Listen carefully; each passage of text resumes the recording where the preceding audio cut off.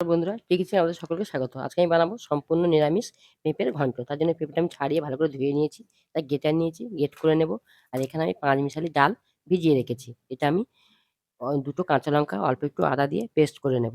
আপনারা ছুলার ডাল দিয়েও করতে পারবেন, মুগ ডাল দিয়েও করতে পারবেন। দেখুন ডালটা আমি পেস্ট করে নিয়েছি। আমি এখানে পাকা লঙ্কা দিয়েছি বলে লাল হয়েছে। এর মধ্যে দিয়ে দেব পরিমাণ মতো লবণ, অল্প একটু হলুদ গুঁড়ো দিয়ে খুব ভালো করে ফেটিয়ে নেব। ডালটা আমি খুব ভালো করে ফেটিয়ে নিয়েছি। আমি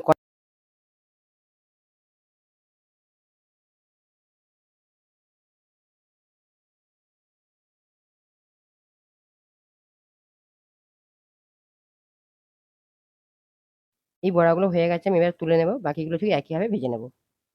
বড়া ভাজা হয়ে গেছে, ওই তেলের মধ্যে দিয়ে দেবো একটা শুকনো লঙ্কা, একটা তেজপাতা, অল্প একটু গোটা জিরে।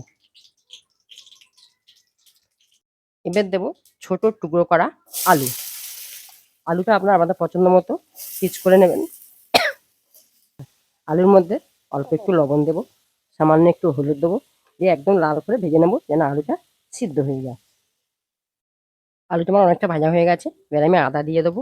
আমি এখানে একবারে বসিয়ে দিয়েছি, আপনারা আলুটা ভেজে তুলে নিয়ে মশলা কষিয়েও দিতে পারবেন। আদাটা আমি খুব ভালো করে ভাজবো যতক্ষণ না কাঁচা গন্ধ চলে যায়।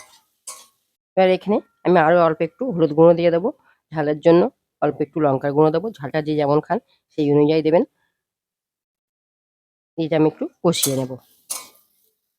এবার আমি দেবো গ্রেট করা পেঁপে।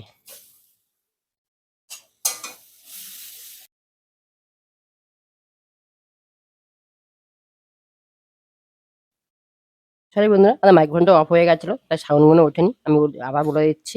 আমি অল্প একটু হলুদ গুঁড়ো দিয়েছি, ঝালের জন্য লঙ্কার গুঁড়ো দিয়েছি, তারপরে একটু কষিয়ে নিয়ে গ্রেট করা পেঁপে দিয়েছি, তারপরে আমি পরিমাণ মতো লবণ দিয়েছি। এবারে দেবো ধনে জিরে একসাথে গুঁড়ো করা আছে। এখানে আমি জল ব্যবহার করব না, ঢেকে ঢেকে লো ফ্লেমে রান্নাটা করে নেব। এবারে ২ টো কাঁচা লঙ্কা দেবো, পরিমাণ মতো চিনি দেবো। এবারে ডালের বড়াগুলো আমি দিয়ে দেবো। এবার আমি ২-৩ মিনিটের জন্য ঢেকে দেবো। দেখুন নিরামিষ পেঁপের ঘন্ট আমার রেডি হয়ে গেছে। আমি একটু গরম মসলা ছড়িয়ে নামিয়ে নেব।